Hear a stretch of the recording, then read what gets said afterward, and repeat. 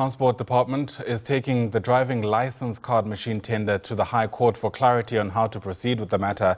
That's because the Auditor General, you might remember, found irregularities in the process. Transport Minister Barbara Creecy has released a summary of that audit report. It reveals that the winning bidder, that's IDEMIA, didn't meet key technical requirements. The organisation undoing tax abuse has announced Creecy's announcement, has welcomed Creecy's announcement, I beg your pardon. And joining us now is OUTA CEO Wayne Duvenhage, who's with us via our video link. Wayne, thanks very much indeed for making time to help us understand the significance of this. Great to see you. Why is this a good thing?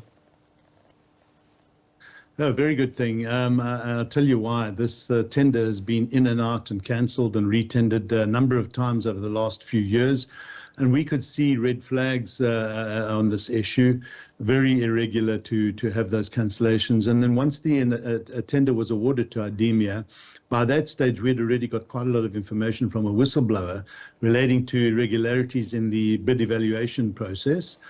We raised the flag with Minister Creecy after that announcement in September last year. And thankfully, here we have a minister who is listening to civil society. And she then tasked the Auditor General's office to look into our claims.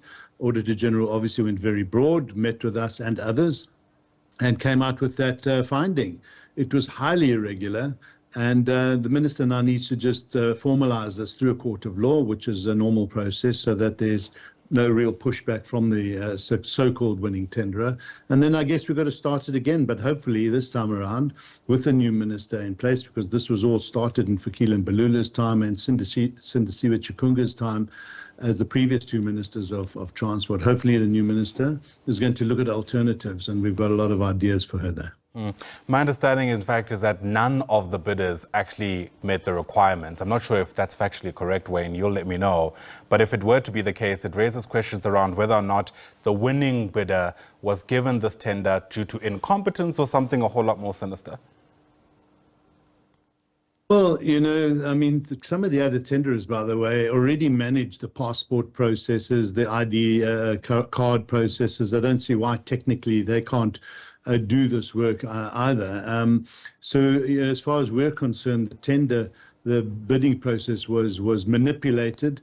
If you look, there were about 25 companies that expressed an interest in this tender, and only 5 of them ended up tendering. A lot of them got frustrated with the whole stop-start process. Very cumbersome, it's very costly just to tender for these very complex tenders. And then for government to ask the tenderers to hold their prices for over a year. Highly irregular, according to Treasury as well, for them to do that. So many red flags. All these red flags put together, it led to what we see a common modus operandi, one person standing or one tenderer standing at the end. And then those prices were changed and inflated. These are all the hallmarks of corruption as far as we're concerned. That was going to be my next question. The initial value of this contract was around 486 million, almost doubled, if my maths is half decent, to 898 million rand. I mean, again, if it walks like a duck, quacks like a duck, it's probably not an eagle. But what do you read into that? In other words, what's the justification that was given to substantiate why this value changed so dramatically? Yeah, there is very little given to substantiate. In fact, there were 2 amounts by IDEMIA. We saw 2 bid evaluation processes where IDEMIA had a tender in for 750 around about their million. And then the tender was awarded to them on a second or a different bid evaluation process that had this 898 million. So even just in that, to have 2 different tenders amounts by one bidder is highly, highly suspicious. But also we found that in the last tender process, the tenderers or the DLCA had slipped in some requirements or technicalities that only IDEMIA's process had. And it was very unusual for them to do that. So again, it looks like, and we see this again often, where tenders are set up to ensure that one specific party gets to the finish line, and it's just not allowed, quite frankly. It's a good thing, I suppose, that we've been able to circumvent what could have taken place in this instance. But accountability, and Lady Justice, I think, asks a whole lot more questions. Somebody somewhere must have made an attempt to see this through. And so even if the tender may very well be set aside, we'll see what the court says. I, for one, have a lot of more questions around who was involved and how they are able to justify this, if at all. Exactly. I think you're hitting the nail on the head there. What we would like to see now is an investigation, and not just allow this to be stopped and started again, but how did we get here? What happened with that bid evaluation process? But there are more questions that have now come to the fore as far as we're concerned. You know, you have the ID card printed by government printing works. Very capable, works very well. We believe they can also do this job. So why do we have to go and outsource this and bring in other suppliers? And especially when, you know, you have the integration of information between ID cards, driver's licenses, there's a lot of benefits there.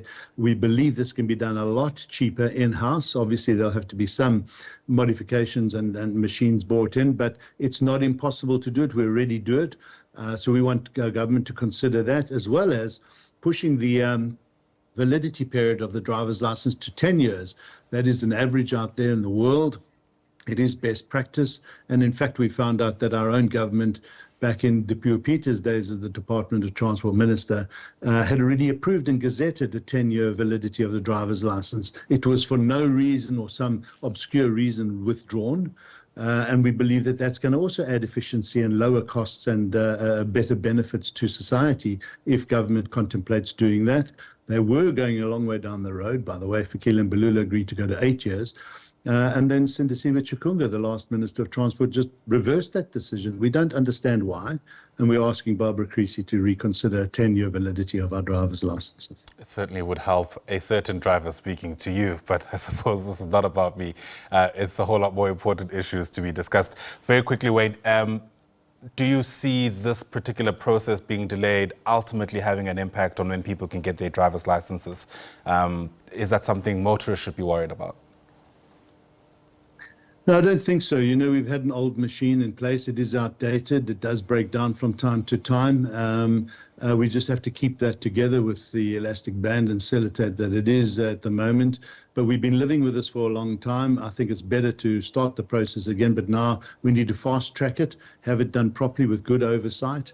And I think, just to, you know, wrap up, you know, this is a good example of how civil society can work effectively with good whistleblowers, giving factual information, and then a government department that listens to civil society and stops this type of corruption taking place.